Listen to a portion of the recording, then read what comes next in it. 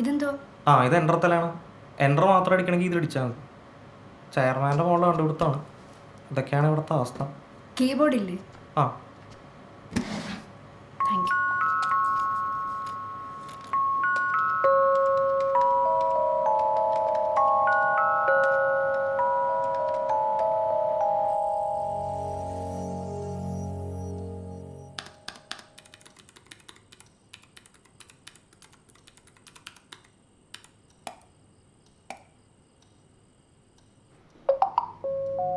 കാണിച്ച്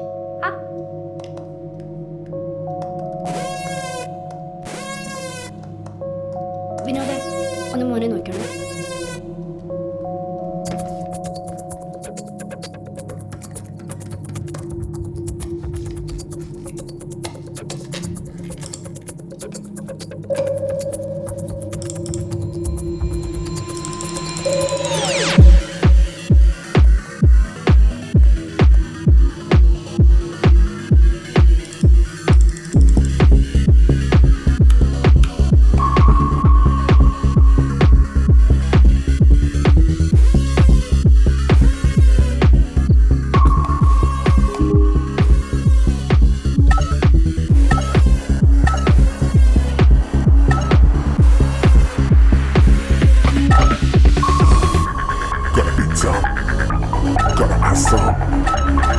Say something. I'm coming at you. Goddamn song. Gotta eat some.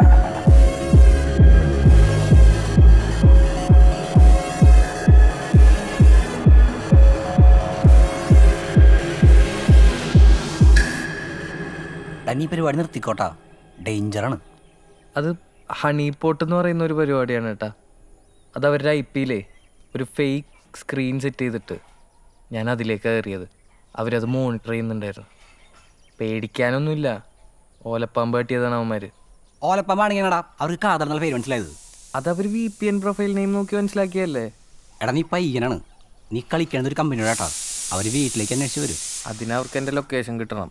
അത് കിട്ടാതിരിക്കാനുള്ള വഴിയൊക്കെ എൻ്റെ കയ്യിലുണ്ട്. എന്തായാലും ഇപ്പം അവന്മാരൊന്ന് കുലുങ്ങിയിട്ടുണ്ട്. നിന്റെ കോൺഫിഡൻസ് കാണുമ്പോൾ എനിക്ക് പേടിയാണ്.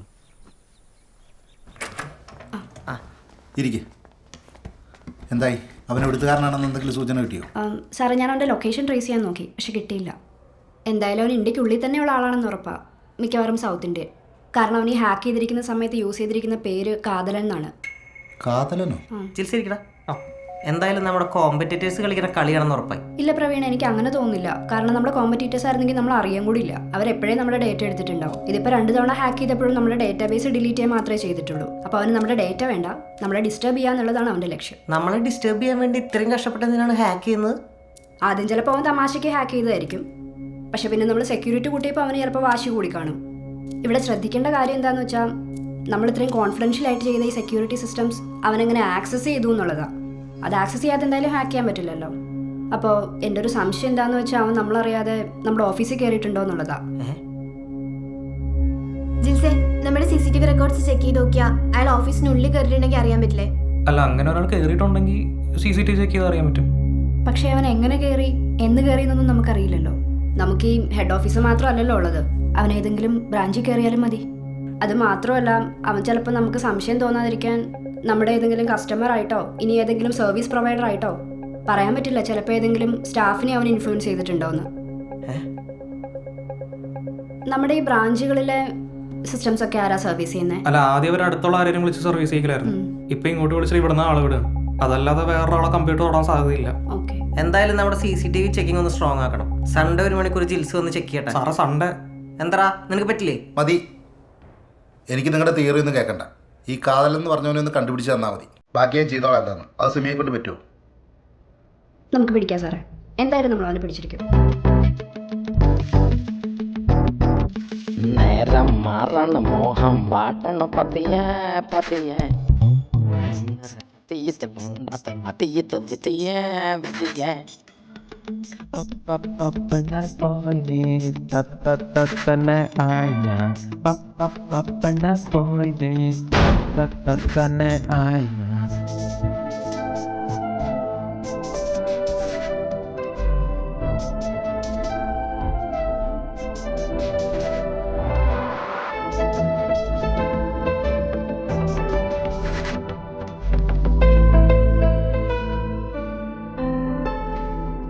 മലയാളിയാണെന്ന് ഉറപ്പാണോ?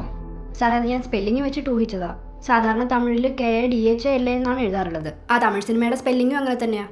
നമ്മൾ മലയാളികളാണ് KATHAL എന്ന് യൂസ് ചെയ്യാറുള്ളത്. ഏജ് 20-25.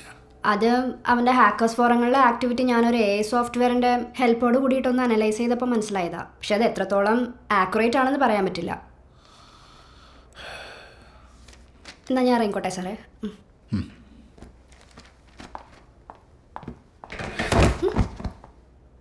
സാറേ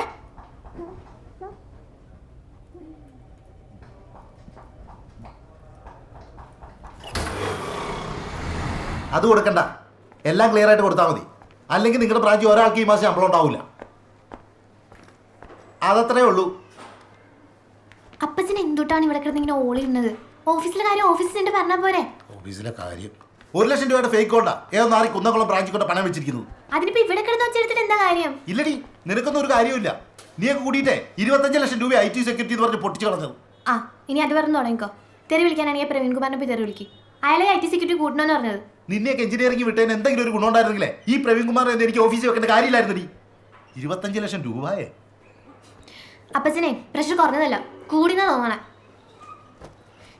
ഞാൻ ഇറങ്ങാണ് അമ്മച്ചി.